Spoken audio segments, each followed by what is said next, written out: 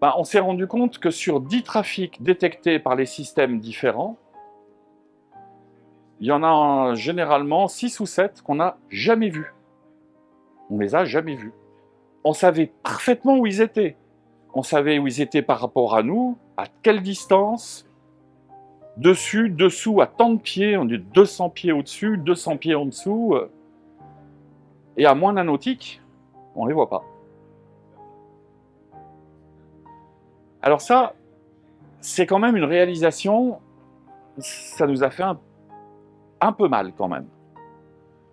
Quand on remontait vers le Touquet avec Jacques, on devait avoir à peu près 10 000 heures d'expérience de vol dans le cockpit. On a voyagé un peu partout dans le monde, on a traversé l'Atlantique plusieurs fois, on se dit, on sait ce qu'on fait quand même. Ben, en fait, non. C'est-à-dire que quand on vole sans système d'alerte de trafic, on vole juste en ignorant.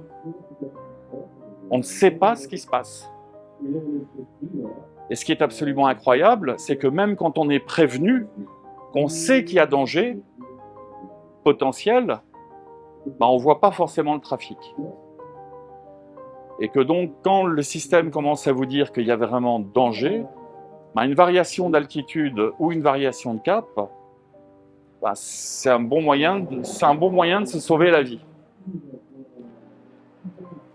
À la suite de cette journée, nous avons repris le chemin de Logne, là où on a notre magazine.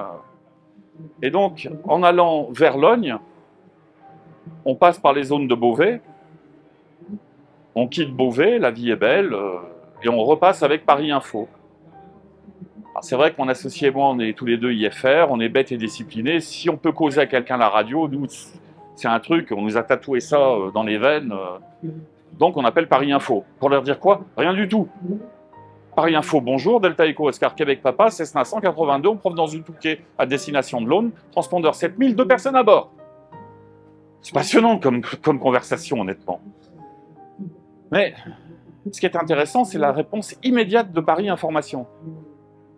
Delta Québec Papa, trafic, midi, 2 nautiques, même altitude, inconnu. Ça, quand on n'a pas de système de trafic, bah, c'est déjà un système anti-collision.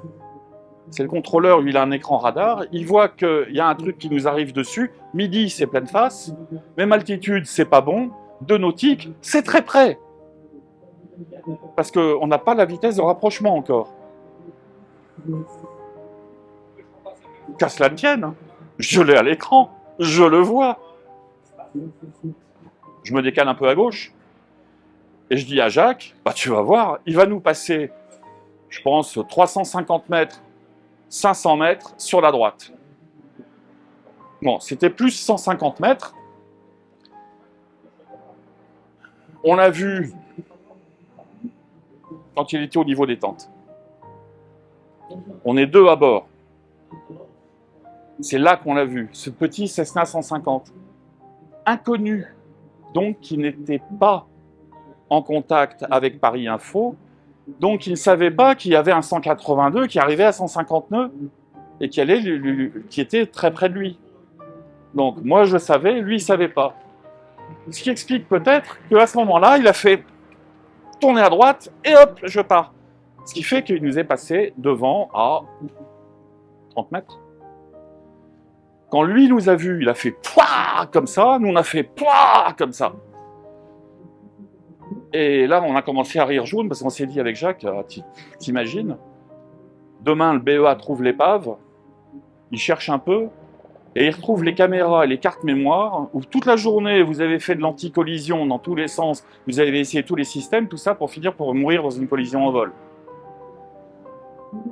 Donc, dans le ciel, on n'est jamais tout seul.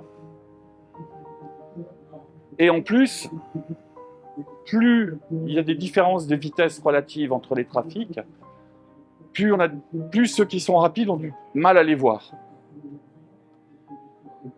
Aujourd'hui, on en est arrivé à une conclusion, c'est que le système miracle n'existe pas. On peut acheter le système le plus cher ou le système le moins cher, on va déjà augmenter notre taux de survie de manière exponentielle, quoi qu'il arrive. Mais surtout, l'important, Le plus important, c'est d'être visible. Nous, ce qui nous terrifie, c'est qu'on entend des gens qui nous disent « Ah ben moi, quand je décolle, si je ne suis pas un espace aérien contrôlé, je coupe le transpondeur. » Alors, effectivement, si vous avez prévu d'aller survoler une centrale ou de faire une verticale de Charles de Gaulle à 500 pieds, vous pouvez peut-être penser que vous ne serez pas identifié, que ça garantit votre anonymat. J'ai quelques doutes sur la question. Mais par contre, vous devenez invisible pour tous ceux qui utilisent Safe Sky ou qui utilisent des choses comme ça. Donc si vous avez un moyen de vous rendre visible, toutes ces applications, elles ont une fonction qui vous permet d'être anonyme. Donc de ne pas dire c'est mon avion, comme ça qu'on puisse vous retrouver, mais au moins on sait que vous existez parce que ça flash sur l'écran de la tablette, sur l'écran du téléphone, ou ainsi de suite. Donc, ça, on vous en supplie. Si vous tombez sur des gens, alors généralement on les reconnaît, ils sont souvent accoudés au bar de l'aéroclub, ils ont beaucoup d'expérience, et ils disent « Non, moi, quoi qu'il arrive, c'est transpondeur sur off, je veux pas qu'on me connaisse, je veux pas être identifié. » Allez, pensez aux autres, parce que vous leur donnez une chance. Aujourd'hui, on peut tout à fait transmettre sur Safe Sky de manière, ou sur d'autres applications de manière anonyme, mais au moins on vous voit. On ne sait pas qui vous êtes, mais on vous évitera quand même. Et ça, c'est vraiment important. Alors en ce moment, il y a une guerre des standards qui est en train de s'ourdir, puisque, il ne faut pas se leurrer, on a eu 3 années de Covid avec beaucoup de silence dans le ciel, mais depuis, le trafic aérien a recommencé. Il a recommencé en progressant. Et puis tous les gens qui sont restés à la maison pendant 3 ans, ils découvrent le paramoteur, le parapente, l'aile delta, l'ULM, la classe 6, l'autogire, l'avion, le planeur, le ballon. Donc de toute façon, on est de plus en plus dans le ciel. Bon.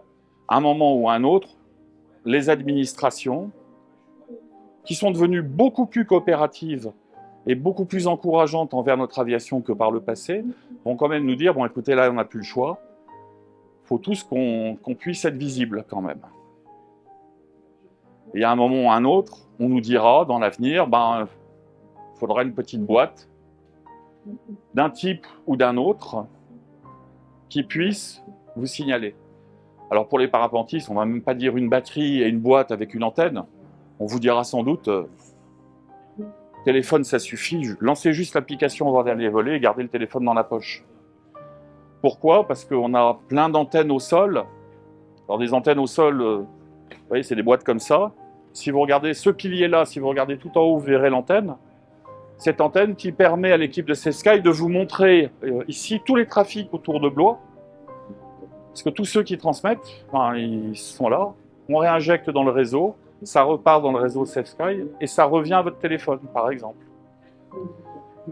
Tout ça, il faudra que ce soit compatible et que ce soit agrégé, c'est-à-dire qu'on ait les avions de ligne, les business jets, les avions certifiés, les ULM et ainsi de suite.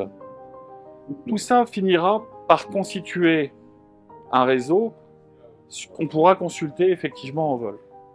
Et là, on aura un système qui effectivement pourra nous dire attention, il y a un planeur parce qu'il sera en train d'émettre en flarme.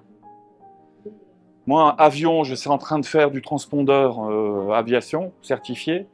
Pas grave, on se verra quand même. Et c'est ça qui est important. C'est le fait de pouvoir faire converger plusieurs technologies. Bon, aujourd'hui, un flarme, ça vaut quoi? 1500, 2000 balles à installer sur un planeur. Bon, aujourd'hui, en aviation générale, on a des petits transpondeurs sur batterie comme ça. C'est une petite boîte grande comme ça.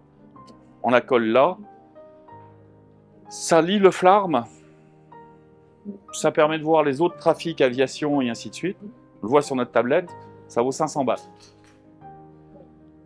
Alors c'est vrai que un téléphone, on en a tous un. Faire tourner une application sans ajout de matériel supplémentaire, ça ne va pas nous coûter vraiment très cher. Le téléphone, on l'a déjà, l'abonnement, on l'a déjà.